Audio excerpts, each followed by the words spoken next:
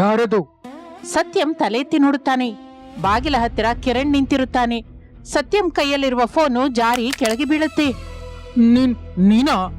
ಕಿರಣ್ ಒಳಗಡೆಗೆ ಬರ್ತಾನೆ.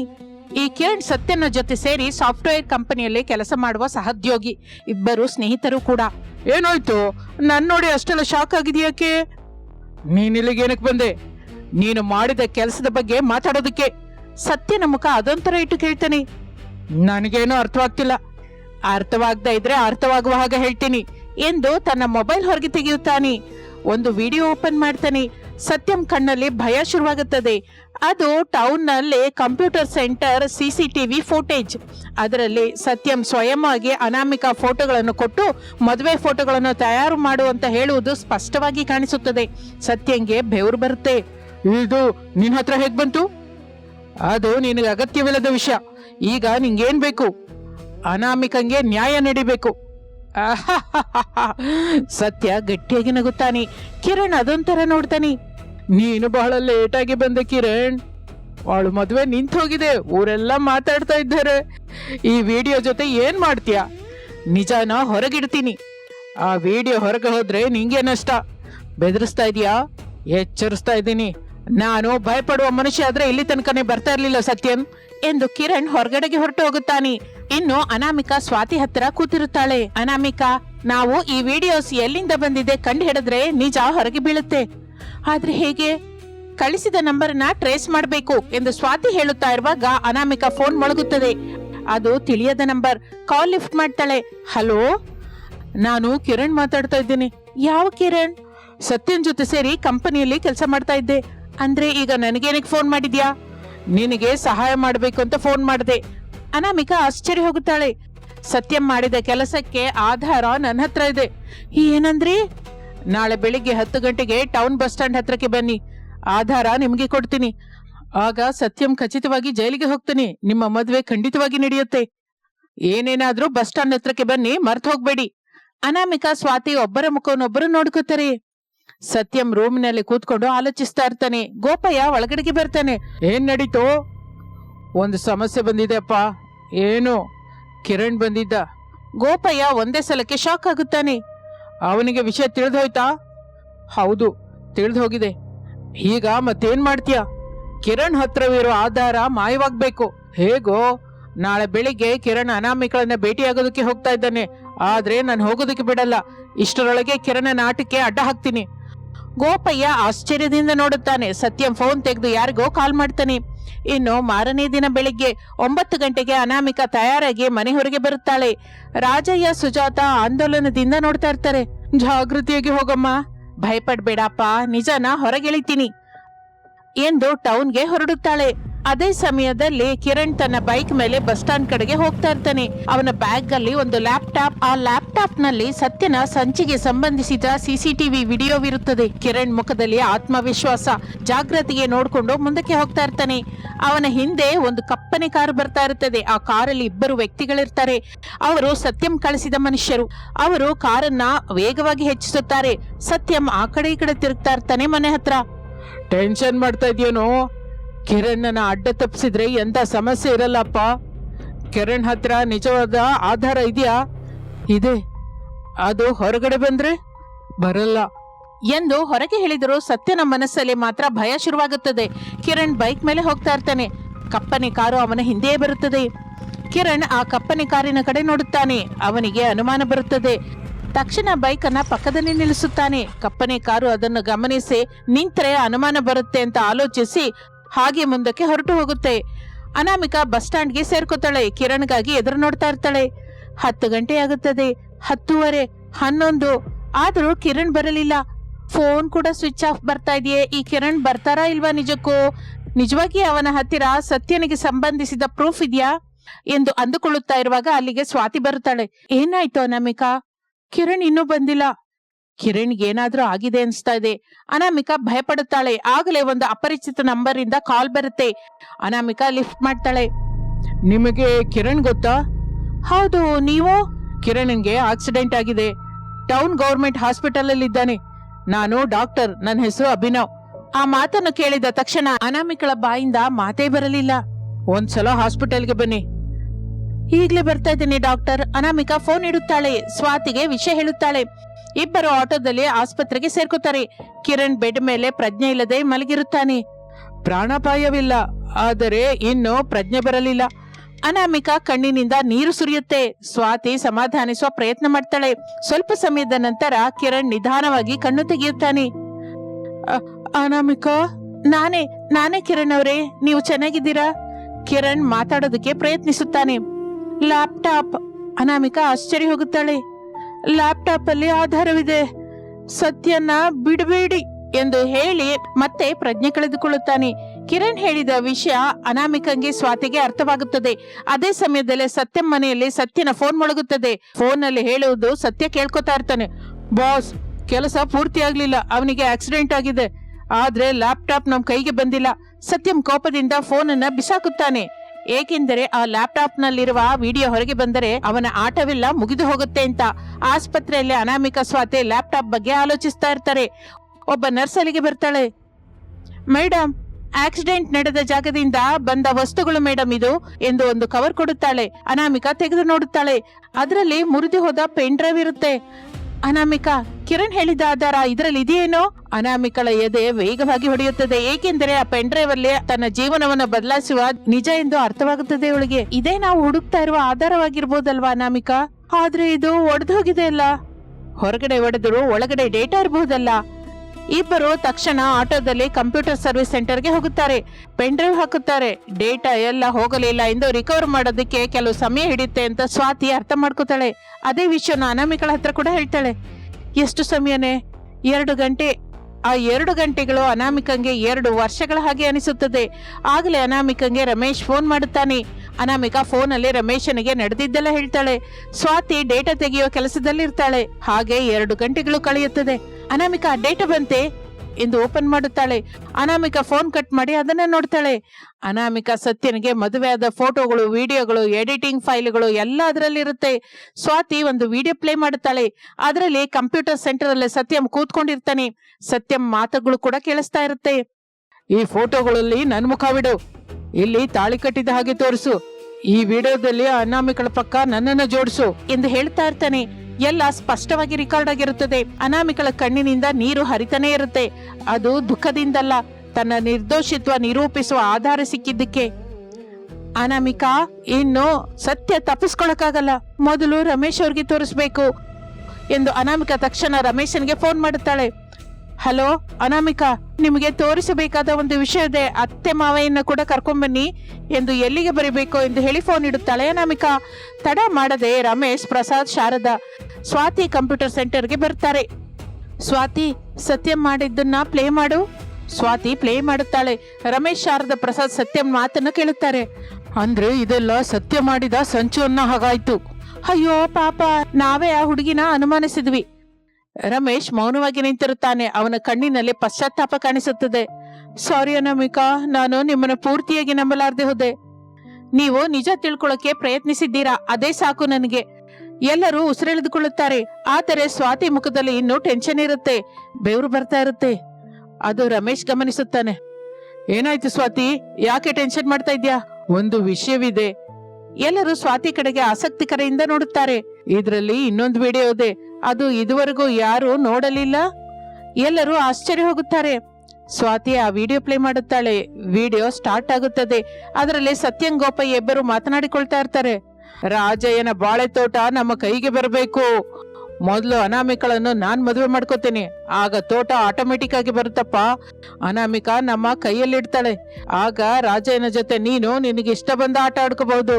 ಅಗತ್ಯವಿದ್ರೆ ಆ ಕುಟುಂಬವನ್ನು ಪೂರ್ತಿಯಾಗಿ ನಾಶ ಮಾಡ್ಬೇಕು ಕಣೋ. ಆ ಮಾತನ್ನು ಕೇಳಿ ಪ್ರಸಾದ್, ಶಾರದಾ ಮುಖ ನೋಡ್ಕೊತಾರೆ.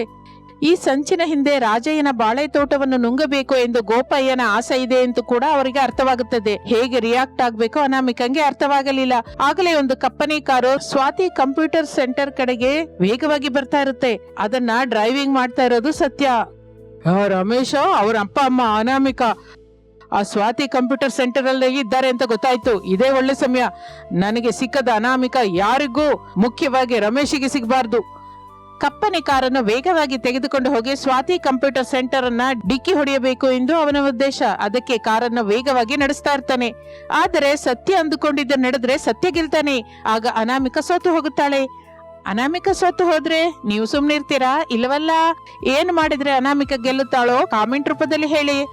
ಚೀಲಾಸವ್ ಅನಾಮಿಕ 4ನೇ ಭಾಗದಲ್ಲಿ ಮತ್ತೆ ಸೇರೋಣ. Thank you for watching. ಅದು 1990ನೇ ಇಸವಿ. ಸೀತಾರಾಮಪುರ ಅನ್ನುವ ಗ್ರಾಮದಲ್ಲಿ ಎಲ್ಲರಿಗೂ ಆದರ್ಶವಾಗಿ ಕಾಣಿಸುವ ಒಂದು ದೊಡ್ಡ ಮನೆ ಇತ್ತು. ಆ ಮನೆಯಲ್ಲಿ ಶಾರದಾ ಪ್ರಸಾದ್ ದಂಪತಿಗಳಿರ್ತಾ ಇದ್ರು. ಅವರಿಗೆ 2 ಗಂಡು ಮಕ್ಕಳು. ದೊಡ್ಡವನು ರಮೇಶ್, ಅನಾಮಿಕಳ ಜೊತೆ ಮದುವೆ ಆಗಿರುತ್ತದೆ. ಚಿಕ್ಕವನು ವಿನೋದ್, ಭಾವನಳ ಜೊತೆ ಮದುವೆ ಆಗಿರುತ್ತೆ. ದೊಡ್ಡ ಮಗಳು ಕೌಸಲ್ಯ, ಚಿಕ್ಕ ಮಗಳು ಮಾಲತಿ. ಎಲ್ಲರೂ ಸೇರಿ ಆನಂದದಿಂದ ಇರ್ತಾ ಇದ್ರು. ಆ ಮನೆಯಲ್ಲಿ ಒಂದು ಬ್ಲಾಕ್ ಅಂಡ್ ವೈಟ್ ಟಿವಿ, ಒಂದು ಲ್ಯಾಂಡ್ಲೈನ್ ಫೋನು, ಒಂದು ರೇಡಿಯೋ ಇರ್ತಾ ಇತ್ತು. ಅದು ಆಗ ದೊಡ್ಡ ವಿಷಯ. ದಿನವೂ ಸಾಯಂಕಾಲವಾದರೆ ಸಾಕು, ದೂರದರ್ಶನ್ ಸೀರಿಯಲ್ಗಾಗಿ ಮನೆಯಲ್ಲಿ ಎಲ್ಲರೂ ಒಂದೇ ಕಡೆ ಕೂತ್ಕೋತಾ ಇದ್ರು. ಪ್ರತಿ ದಿನದ ಹಾಗೆ ಆ ದಿನ ಕೂಡ ಬೆಳಿಗ್ಗೆ ಕೋಳಿ ಕೂಗು ಕೇಳಿಸುತ್ತಲೇ ಶಾರದಾ ನಿದ್ರೆಯಿಂದಿದ್ದು ಮನೆಯ ಮುಂದೆ ರಂಗೋಲಿ ಹಾಕುತ್ತಾಳೆ. ದೊಡ್ಡ ಸೊಸೆ ಅನಾಮಿಕ ಕೊಡದಲ್ಲಿ ನೀರು ತರುತ್ತಾಳೆ. ನಮ್ಮ ಹಿತ್ತಲಲ್ಲಿ ಬಾವಿ ಇದೆಯಲ್ಲಮ್ಮ ಸೊಸೆ, ಬಜಾರಿನ ನಲ್ಲಿಯಿಂದ ನೀರು ಯಾಕೆ ತರ್ತಾ ಇದೆಯಾ? ಅತ್ತೆ, ಬಾವಿಲಿ ನೀರು ತುಂಬಾ ಕಡಿಮೆ ಇದೆ. ಅಯ್ಯೋ ಸೊಸೆ, ಈ ಬೇಸಿಗೆಯಲ್ಲಿ ಅಷ್ಟೇ, ನಾವು ಜಾಗ್ರತೆಯಿಂದ ಉಪಯೋಗಿಸ್ಬೇಕು. ಅದಕ್ಕೆ ಅತ್ತೆ, ಬಜಾರಿನಲ್ಲಿರುವ ಕೈ ಪಂಪಿನಿಂದ ನೀರ್ ತರ್ತಾ ಇದ್ದೀನಿ. ಮಠ ಮಧ್ಯಾಹ್ನವಾದ್ರೆ ನೀರ್ ತರೋದು ಕಷ್ಟವಾಗುತ್ತಲ್ವಾ? ಈಗ ಸಾಕಮ್ಮ, ಮತ್ತೆ ಕಡಿಮೆ ಆದ್ರೆ ನಾನ್ ತಗೊಂಡ್ಬರ್ತೀನಿ ಬಿಡೆ. 2 ಕೊಡ ತಂದ್ಬಿಡ್ತೀನಿ ಅತ್ತೆ. ಅಕ್ಕಿ ತರಕಾರಿ ತೊಳೆಯೋದಕ್ಕೆ ಕೆಲ್ಸಕ್ಕೆ ಬರುತ್ತೆ. ಹೇಳಿದ್ರೆ ಕೇಳಲ್ವಲ್ಲ ಅತ್ತೆ. ನಾನು ಸಂಸಾರಕ್ಕೆ ಬಂದಾಗ ನಮ್ಮಮ್ಮ ಅತ್ತೆ ಮನೆನ ನಮ್ಮನೆ ಹಾಗೆ ನೋಡ್ಕೊಂಡ್ರೆ ಗೌರವ ಬರುತ್ತೆ ಅಂತ ಹೇಳಿದ್ರು. ಇದು ನಮ್ಮ ಮನೆ, ನಮ್ ಕೆಲ್ಸ ನಾವು ಮಾಡ್ಕೊಳ್ಳೋದ್ರಲ್ಲಿ ತಪ್ಪಿಲ್ವಲ್ಲ ಎಂದು ಅನಾಮಿಕ ಹೇಳಿ ಹೊರಟು ಹೋಗುತ್ತಾಳೆ. ಶಾರದಳ ಕಣ್ಣಿನಲ್ಲಿ ಆನಂದ ಕಾಣಿಸುತ್ತೆ. ಅನಾಮಿಕ ಬಡವರ ಮನೆ ಹುಡುಗಿ, ಆದರೆ ಎಷ್ಟೋ ಒಳ್ಳೆತನ ಇರುವವಳು. ಮದುವೆಯಾಗಿ ಶಾರದಳ ಮನೆಗೆ ಬಂದಾಗಿನಿಂದ ಎಲ್ಲರನ್ನು ಪ್ರೇಮದಿಂದ ನೋಡ್ತಾ ಇದ್ಲು. ಆಗಲೇ ಚಿಕ್ಕ ಸೊಸೆ ಭಾವನಾ ನಿದ್ರೆಯಿಂದ ಎದ್ದು ಬರ್ತಾಳೆ. ಅಕ್ಕ, ನಾನು ಪಾತ್ರೆ ತೊಳಿತೀನಿ. ಸರಿ ಭಾವನಾ, ನಾನು ಎಲ್ಲರಿಗೂ ಕಾಫಿ ಮಾಡ್ತೀನಿ ಎಂದು ಅನಾಮಿಕ ಸೌದೆ ಒಲೆ ಹತ್ರಕ್ಕೆ ಹೋಗುತ್ತಾಳೆ. 2 ಸೊಸೆಯರು ಅಕ್ಕ ತಂಗಿಯರ ಹಾಗೆ ಇರ್ತಾ ಇದ್ರು. ಅದನ್ನು ನೋಡಿ ಶಾರದಳ ಮನಸ್ಸು ಆನಂದದಿಂದ ತುಂಬಿ ಹೋಗ್ತಾ ಇತ್ತು. ಏನು ಪ್ರಸಾದ್ ರೇಡಿಯೋ ಹಾಕುತ್ತಾನೆ. ವಿವಿಧ ಭಾರತಿ ಹಾಡುಗಳು ಕೇಳಿಸ್ತಾ ಇರುತ್ತದೆ. ರಮೇಶ್, ವಿನೋದ್ ಎದ್ದು ಹೊರಗಡೆ ಬಂದು ಜಗಲಿ ಮೇಲೆ ಕೂತಿರ್ತಾರೆ. ಅಮ್ಮ, ದೊಡ್ಡ ಸೊಸೆ, ಕಾಫಿ ರೆಡಿ ಆಯ್ತಾ? ತರ್ತಾ ಇದ್ದೀನಿ ಮಾವಯ್ಯ.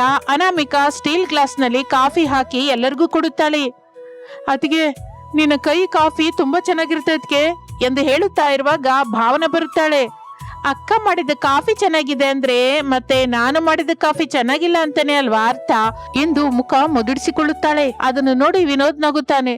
ನಿಜ ಹೇಳ ಭಾವನಾ, ನೀನು ಕೋಪದಲ್ಲಿ ತುಂಬಾ ಅಂದವಾಗಿ ಕಾಣ್ತೀಯ ಎಂದು ಹೇಳುತ್ತಲೇ ಭಾವನ ನಾಚಿಕೆ ಪಡುತ್ತಾ ಅಲ್ಲಿಂದ ಹೊರಟು ಹೋಗುತ್ತಾಳೆ. ಅದನ್ನು ನೋಡಿ ಎಲ್ಲರೂ ನಗುತ್ತಾರೆ. ಆ ಮನೆಯಲ್ಲಿ ನಗು ಯಾವತ್ತಿಗೂ ನಿಲ್ಲುತ್ತಲೇ ಇರಲಿಲ್ಲ. ಒಂದು ದಿನ ಮಧ್ಯಾಹ್ನ, ಅಮ್ಮ, ಈ ಮಧ್ಯ ನೀನು ಸೊಸೆ ಜೊತೆಗೆ ಹೆಚ್ಚಾಗಿ ಸಮಯ ಕಳೀತಾ ಇದ್ಯಾ? ಯಾಕಮ್ಮ ಹಾಗೆಂತ ಇದ್ಯಾ? ಅತ್ತಿಗೆಯರು ಬರೋಕು ಮೊದಲು ನನ್ ಜೊತೆ ತಂಗಿ ಜೊತೆ ಹೆಚ್ಚಾಗಿ ಇರ್ತಾ ಇದ್ದೆ. ಈಗ 2 ಅತ್ತಿಗೆ ಜೊತೆ ಹೆಚ್ಚಾಗಿ ಇರ್ತಾ ಇದೀಯ. ನೀನು ಮಾತಾಡ್ತಾ ಇದೀಯ ಹೆಚ್ಚಾಗಿ. ನನ್ ಜೊತೆ ತಂಗಿ ಜೊತೆ ಸರಿಯಾಗಿ ಮಾತು ಕೂಡ ಆಡ್ತಾ ಇಲ್ಲ. ಹಾಗೇನು ಇಲ್ಲಮ್ಮ, ನಿನ್ನ ನಂತರನೇ ಅವರಿಬ್ರು. ಇದೆಲ್ಲ ಮೇಲಿನ ಮಾತಮ್ಮ, ನಂಗೆ ಆ ವಿಷಯ ಗೊತ್ತು. ನಾನ್ ಹೇಳೋದು ಸ್ವಲ್ಪ ಕೇಳು ಕೌಸಲ್ಯ. ನೀನು ಮಾಲತಿ ಈ ಮನೆಗೆ 2 ಮಕ್ಕಳು. ನಾವು ಹೊಸದಾಗಿ ಬಂದ ಸೊಸೆಯರು. ನಮ್ಮನ್ನ ಅತ್ತೆ ಹತ್ರ ಮಾಡ್ಕೊಳ್ಳೋದಕ್ಕೆ ಪ್ರಯತ್ನ ಮಾಡ್ತಾ ಇದ್ದಾರೆ ಅಷ್ಟೇ ಎಂದು ಹೇಳುತ್ತಾ ಇರುವಾಗ ಮಾಲತಿ ಆಗಲೇ ಅವರ ಹತ್ರಕ್ಕೆ ಬರ್ತಾಳೆ. ಹೌದು ಅಕ್ಕ, ಅಮ್ಮನ ಪ್ರೇಮ ಯಾವತ್ತಿಗೂ ಕಡಿಮೆ ಆಗಲ್ಲ. ನಾವು ನಾವೇ ಸೊಸೆಯರೇ ಎಂದು ಹೇಳುತ್ತಲೇ ಕೌಸಲ್ಯ ಮಾತನಾಡದೆ ಹೊರಟು ಹೋಗುತ್ತಾಳೆ. ಹಾಗೆ ಆ ಮನೆಯಲ್ಲಿ ಚಿಕ್ಕ ಪುಟ್ಟ ಮಾತುಗಳು ಬಂದರೂ ಪ್ರೇಮ ಮಾತ್ರ ಯಾವಾಗಲೂ ಕಡಿಮೆನೇ ಆಗ್ತಾ ಇರಲಿಲ್ಲ. ಅನಾಮಿಕ ಭಾವನ ಸೇರಿ ಕೌಸಲ್ಯನನ್ನು ಬೇಡಿಕೊಂಡು, ಮನೆ ಹೆಣ್ಣು ಮಕ್ಕಳು ದುಃಖ ಪಟ್ರೆ ನಮಗೆ ಒಳ್ಳೇದಾಗಲ್ಲಮ್ಮ, ಅತ್ತಿಗೆ ನಮಗಿಂತ ನೀವೇ ಹೆಚ್ಚು ಎಂದು ಹೇಳಿ ಅನ್ನ ತಿನ್ನಿಸ್ತಾ ಇದ್ರು. ಕೌಸಲ್ಯ ಎಷ್ಟೋ ಸಂತೋಷ ಪಡ್ತಾ ಇದ್ಲು. ಹಾಗೆ ದಿನಗಳು ಕಳೆಯುತ್ತಾ ಇರುತ್ತದೆ. ಆ ದಿನ ಸಾಯಂಕಾಲ ಕರೆಂಟ್ ಹೋಗುತ್ತೆ. ತಕ್ಷಣ ವಿನೋದ್ ಲಾಂದ್ರ ಬೆಳಗಿಸುತ್ತಾನೆ. ಎಲ್ಲರೂ ಹೊರಗಡೆ ಮಂಚದ ಮೇಲೆ ಕೂತಿರ್ತಾರೆ. ಮಗು ರಮೇಶು, ಆ ರೇಡಿಯೋ ಹಾಕು. ರಮೇಶ್ ತಕ್ಷಣ ರೇಡಿಯೋ ಹಾಕುತ್ತಾನೆ. ರೇಡಿಯೋದಲ್ಲಿ ನಮ್ಮ ಸಂಸಾರ ಅಂತ ಹಾಡು ಬರ್ತಾ ಇರುತ್ತೆ. ನನಗೆ ಈ ಹಾಡಂದ್ರೆ ತುಂಬಾ ಇಷ್ಟ. ಅದಕ್ಕೆ ಅಂತ ನೀನು ಕೂಡ ರೇಡಿಯೋದ ಹಾಗೆ ದಿನವೆಲ್ಲ ಮಾತಾಡ್ತಾನೆ ಇರ್ತೀಯಾ? ಏನು ಅಂದ್ರೆ ಎಲ್ಲರೂ ಮತ್ತೆ ನಗುತ್ತಾರೆ. ಆಗಲೇ ಲ್ಯಾಂಡ್ಲೈನ್ ಫೋನು ಮೊಳಗುತ್ತದೆ. ಟ್ರಿಂಗ್ ಟ್ರಿಂಗ್ ಟ್ರಿಂಗ್ ಅಂತ ಮಾಲತಿ ಓಡ್ಕೊಂಡು ಹೋಗುತ್ತಾಳೆ. ಹಲೋ, ಯಾರು? ಆ ಕಡೆಯಿಂದ ಸೋದರ ಮಾವ ಮಾತಾಡ್ತಾರೆ. ಅಮ್ಮ, ಸೋದರ ಮಾವ ನಾಳೆ ಬರ್ತಾ ಇದ್ದಾರಂತೆ. ಹೌದಾ ತಂಗಿ, ಅಂದ್ರೆ ನಾಳೆ ಅಡಿಗೆ ತಿಂಡಿ ಮಾಡ್ಬೇಕು. ನಾನು ಕಜ್ಜಾಯ ಮಾಡ್ತೀನಿ ಅತ್ತೆ, ನಾನು ವಡೆ ಮಾಡ್ತೀನಿ ಅತ್ತೆ. ನಾನು ಮಕ್ಕಳು ಹೆಣ್ಮಕ್ಳು ತಿನ್ನೋದಕ್ಕೆ ರೆಡಿಯಾಗಿರ್ತೀವಿ ಮತ್ತೆ ಎಂದು ಹೇಳುತ್ತಲೇ ಎಲ್ಲರೂ ನಗುತ್ತಾರೆ. ಮಾರನೇ ದಿನ ಭಾನುವಾರ. ಆ ಮನೆ ಹಬ್ಬದ ಹಾಗೆ ಬದಲಾಗಿರುತ್ತದೆ. ಅಡಿಗೆ ಮನೆಯಲ್ಲಿ ತುಪ್ಪದ ವಾಸನೆ. ಅನಾಮಿಕ ಭಾವನ ಸೌದೆ ಒಲೆ ಹತ್ರ ಕೂತ್ಕೊಂಡು ಅಡಿಗೆ ತಿಂಡಿ ಮಾಡ್ತಾ ಇರ್ತಾರೆ. ಊರಿನಿಂದ ಸೋದರ ಮಾವ ಬಾಳೆಹಣ್ಣು ತರುತ್ತಾನೆ. ಹಾಗೆ ಸಮಯ ಕಳೆಯುತ್ತಾ ಇರುತ್ತದೆ. ಟಿವಿಯಲ್ಲಿ ಭಾನುವಾರದ ಸಿನಿಮಾ. ಆ ಆನಂದ ಮಾತಿನಲ್ಲೇ ಹೇಳಲಾರೆವು. ಸಾಯಂಕಾಲ ಎಲ್ಲರೂ ಬ್ಲಾಕ್ ಅಂಡ್ ವೈಟ್ ಟಿವಿ ಮುಂದೆ ಕೂತಿರ್ತಾರೆ. ಆಂಟಿನ ಸ್ವಲ್ಪ ತಿರುಗ್ಸಣ್ಣಯ್ಯ, ಹೀರೋ ಕಾಣಿಸ್ತಾ ಇಲ್ಲ. ರಮೇಶ್ ಮನೆ ಮಾಡಿಯಿಂದ ತಿರುಗಿಸ್ದೆ, ಈಗ ಕಾಣಿಸ್ತಾ ಇದ್ದಾನಾ? ನಿಲ್ಲು ನಿಲ್ಲು, ಈಗ ಚೆನ್ನಾಗಿದೆ ಎಂದು ಗಟ್ಟಿಯಾಗಿ ಅರಚುತ್ತಾನೆ ವಿನೋದ್. ಸಿನಿಮಾಗಿಂತ ನಿಮ್ಮ ಗಲಾಟೆನೆ ಚೆನ್ನಾಗಿದೆ. ಶಾರದಾ ಎಲ್ಲರನ್ನು ನೋಡಿ ಸಂತೋಷ ಪಡ್ತಾ ಇರ್ತಾಳೆ. ಹೀಗೆ ಎಲ್ರೂ ಜೊತೆಯಾಗಿ ನಗ್ತಾ ಇರ್ಬೇಕು. ಅದೇ ಅಲ್ವಾ ಶಾರದಾ ನಮ್ಮ ಸಂಪತ್ತು. ಇನ್ನು ಎಲ್ಲರೂ ತಿಂಡಿ ತಿನಿಸು ತಿನ್ನುತ್ತಾ ಟಿವಿಯಲ್ಲಿ ಸಿನಿಮಾ ನೋಡ್ತಾ ಇದ್ರು. ಹಾಗೆ ಆ ದಿನ ಕಳೆದು ಹೋಗುತ್ತದೆ. ಮಾರನೇ ದಿನ ಮಧ್ಯಾಹ್ನ, ಅನಾಮಿಕಾ, ಅಕ್ಕಿ ಡಬ್ಬದಿಂದ 2 ಗ್ಲಾಸ್ ತೆಗ್ದಿಡಮ್ಮ. ಸರಿಯತ್ತೆ. ಆಗಲೇ ಪಕ್ಕದ ಮನೆ ಸುಬ್ಬಮ್ಮ ಬರುತ್ತಾಳೆ. ನೀನು ಬಹಳ ಅದೃಷ್ಟವಂತಳು ಶಾರದಾ. ಇಬ್ರು ಸೊಸೆಯರ ಜೊತೆ ಮಹಾರಾಣಿ ಹಾಗೆ ಬದುಕ್ತಾ ಇದೀಯೇ. ಸೊಸೆಯರು ಒಳ್ಳೆಯವರಾದ್ರೆ ಮನೆ ಸ್ವರ್ಗದ ಹಾಗಿರುತ್ತೆ ಬಿಡು. ಆದ್ರೆ ಈ ದಿನದಲ್ಲಿ ಸೊಸೆಯರು ಅತ್ತೆನ ಹಚ್ಕೊಳ್ಳೋದೇ ಇಲ್ಲ ಅಂತಾರೆ. ಅನಾಮಿಕಾ ಮಾತನ್ನು ಕೇಳಿ ದುಃಖ ಪಡುತ್ತಾಳೆ. ಶಾರದಾ ತಕ್ಷಣ, ಎಲ್ರೂ ಒಂದೇ ತರ ಇರಲ್ಲ ಸುಬ್ಬಮ್ಮ. ನನ್ನ ಸೊಸೆಯಂದ್ರನ್ನ ನೋಡು, ಹೇಗೆ ಮಕ್ಕಳ ಹಾಗಿರ್ತಾರೆ. ನಾನು ಕೂಡ ಅವರನ್ನ ಹಾಗೆ ನೋಡ್ಕೋತೀನಿ. ನಿಜ ಹೇಳ್ಬೇಕು ಅಂತಂದ್ರೆ ನನ್ನ ಸೊಸೆಯರು ತೋರಿಸುವ ಪ್ರೇಮ ನೋಡಿ ನನ್ನ ಮಕ್ಕಳು ಹೊಟ್ಟೆ ಕಿಚ್ಚು ಪಡ್ಕೋತಾರೆ ಗೊತ್ತಾ ಎಂದು ಶಾರದಾ ಹೇಳಿದ ಮಾತನ್ನು ಕೇಳುತ್ತಲೇ ಅನಾಮಿಕಳ ಕಣ್ಣಿನಲ್ಲಿ ನೀರು ಬರುತ್ತೆ. ಅಲ್ಲಿಂದ ಹೊರಟು ಹೋಗುತ್ತಾಳೆ. ಆ ಕಾಲದಲ್ಲಿ ಅತ್ತೆ ಸೊಸೆಯರ ಮಧ್ಯ ಪ್ರೇಮವಿದ್ದರೆ ಅದು ಮಾತಿಗಿಂತ ಕೆಲಸದಲ್ಲೇ ಹೆಚ್ಚಾಗಿ ಕಾಣಿಸ್ತಾ ಇತ್ತು. ಒಂದು ದಿನ ರಾತ್ರಿ ಕರೆಂಟ್ ಹೋಗುತ್ತೆ. ಎಲ್ಲರೂ ಹೊರಗಡೆ ಮಂಚದ ಮೇಲೆ ಕೂತಿರ್ತಾರೆ. ಚಂದ್ರ ಬೆಳಗ್ತಾ ಇರ್ತಾನೆ. ಅತಿಗೆ, ನಿಮ್ ಊರಲ್ಲಿ ಕರೆಂಟ್ ಹೋದ್ರೆ ಏನ್ ಮಾಡ್ತಾ ಇದ್ರಿ? ನಮ್ಮೂರಲ್ಲಿ ಎಲ್ರೂ ಹೊರಗೆ ಕೂತ್ಕೊಂಡು ಕತೆ ಹೇಳ್ತಾ ಇದ್ರು. ಮತ್ತೆ ಭಾವನಾ, ನೀವೇನ್ ಮಾಡ್ತಾ ಇದ್ರಿ? ನಾವು ಕೂಡ ಅಷ್ಟೇ ಕತೆ ಹೇಳ್ಕೊತಾ ಇದ್ವಿ ರೀ. ಅಂದ್ರೆ ಒಂದ್ ಕತೆ ಹೇಳಮ್ಮ. ನಾನ ಮಾವಯ್ಯ? ಹೌದು, ದೊಡ್ಡತ್ತಿಗೆ. ನೀನೇ ದೊಡ್ಡತ್ತಿಗೆ, ನಿನ್ನ ನಂತರ ಚಿಕ್ಕತ್ತಿಗೆ ಹೇಳ್ತಾಳೆ. ಅನಾಮಿಕಾ ರಮೇಶ್ನನ್ನು ನೋಡುತ್ತಾಳೆ. ರಮೇಶ್ ಹೇಳು ಅನ್ನೋ ಹಾಗೆ ಸನ್ನೆ ಮಾಡುತ್ತಾನೆ. ಒಂದು ಊರಿನಲ್ಲಿ ಒಬ್ಬ ಅತ್ತೆ ಇದ್ರು ಎಂದು ಅನಾಮಿಕಾ ಕತೆ ಹೇಳಲಿಕ್ಕೆ ಶುರು ಮಾಡುತ್ತಾಳೆ. ಎಲ್ಲರೂ ಆಸಕ್ತಿಯಿಂದ ಕೇಳ್ತಾ ಇರ್ತಾರೆ. ಶಾರದಾ ಮಾತ್ರ ಸೊಸೆಯರನ್ನು ಪ್ರೇಮದಿಂದ ನೋಡುತ್ತಾಳೆ. ಹಾಗೆ ದಿನಗಳು ಕಳೆಯುತ್ತಾ ಇರುತ್ತದೆ. ಒಂದು ದಿನ ಶಾರದಂಗೆ ಜ್ವರ ಬರುತ್ತದೆ. ಮನೆಯಲ್ಲಿ ಎಲ್ಲರೂ ಗಾಬರಿ ಬೀಳುತ್ತಾರೆ. ಅತ್ತೆ, ನೀವು ಹೇಳ್ಬೇಡಿ, ನಾನು ಭಾವನಾ ನೋಡ್ಕೋತೀವಿ. ಹೌದು ಅತ್ತೆ, ನಾನು ಅಕ್ಕ ನೋಡ್ಕೋತೀವಲ್ಲ. ಮಾವನವ್ರೆ, ಭಾವನವ್ರೆ, ಏನು ಅಂದ್ರೆ ಕೌಸಲ್ಯ, ಮಾಲತಿ, ನೀವು ಕೂಡ ಎಲ್ರು ಹೋಗಿ ಮಲ್ಕೊಳ್ಳಿ, ನಾನು ಅಕ್ಕ ನೋಡ್ಕೋತೀವಿ. ಹೋಗಿ ಮಲ್ಕೊಳ್ಳಿ ಎಂದು ಹೇಳುತ್ತಲೇ ಎಲ್ಲರೂ ಹೋಗಿ ಮಲಗುತ್ತಾರೆ. ವಾರಗಿತ್ಯರು ಆ ರಾತ್ರಿ ಎಲ್ಲ ನಿದ್ರೆ ಹೋಗದೆ ಔಷಧಿ ಕೊಡ್ತಾ ಇರ್ತಾರೆ. ಒದ್ದೆ ಬಟ್ಟೆಯಿಂದ ಹಣೆ ಮೇಲೆ ಒರೆಸಿ ಬಟ್ಟೆ ಹಾಕುತ್ತಾರೆ. ಮಾರನೇ ದಿನ ಬೆಳಿಗ್ಗೆ ಶಾರದಾ ಕಣ್ಣು ತೆಗೆಯುತ್ತಾಳೆ. ಸೊಸೆ ಅಂದ್ರೆ ನಿಮ್ಮಿಬ್ಬರು ನಿದ್ದೆ ಮಾಡಿಲ್ವಾ? ನೀವು ಚೆನ್ನಾಗಿರ್ಬೇಕು ಅತ್ತೆ, ಅಷ್ಟೇ. ನೀವು ಚೆನ್ನಾಗಿದ್ರೇನೆ ಅಲ್ವಾ ಅತ್ತೆ ನಾವು ಚೆನ್ನಾಗಿ ಮಲಗೋದು ಎಂದು ಇಬ್ಬರು ಹೇಳುತ್ತಲೇ ಶಾರದಳ ಕಣ್ಣಿನಲ್ಲಿ ಆನಂದ ಬಾಷ್ಪ ಬರುತ್ತದೆ. ನೀವು ಸೊಸೆಯರಲ್ವೇ, ನನ್ನ ಮಕ್ಕಳು ಎಂದು ಹೇಳುತ್ತಲೇ ಅನಾಮಿಕ ಭಾವನ ಸಂತೋಷ ಪಡುತ್ತಾರೆ. ಹಾಗೆ ದಿನಗಳು ಕಳೆಯುತ್ತಾ ಇರುತ್ತದೆ. ಒಂದು ದಿನ ಸೊಸೆಯರಿಬ್ಬರು ಜಗಲಿ ಮೇಲೆ ಕೂತ್ಕೊಂಡು ತರಕಾರಿ ಹಚ್ಚುತ್ತಾ ಮಾತಾಡ್ತಾ ಇರ್ತಾರೆ. ಭಾವನಾ, ಈ ದಿನ ಟಿವಿಯಲ್ಲಿ ಚಿತ್ರಲಹರಿ ಇದೆ, ಬೇಗ ಕೆಲಸ ಪೂರ್ತಿ ಮಾಡೋಣ. ಹೌದು ಅಕ್ಕ, ನೀನು ಅಡಿಗೆ ಮಾಡು, ನಾನು ಮೊಸರಿನ ಚಟ್ನಿ ಮಾಡ್ತೀನಿ. ಇಷ್ಟರಲ್ಲಿ ಶಾರದಾ ಅಲ್ಲಿಗೆ ಬರ್ತಾಳೆ. ಟಿವಿ ನೋಡೋದು ಆಮೇಲಿನ ಮಾತು, ಸಾರಲ್ಲಿ ಉಪ್ಪು ಹಾಕಿದ್ರೆ ಇಲ್ಲೋ ನೋಡ್ಕೊಳ್ಳಿ ಮೊದ್ಲು ಎಂದು ಹೇಳುತ್ತಾಳೆ. ಸೊಸೆಯರು ನಗುತ್ತಾರೆ. ಆ ಕಾಲದಲ್ಲಿ ಫ್ರಿಡ್ಜ್ ಇಲ್ಲ.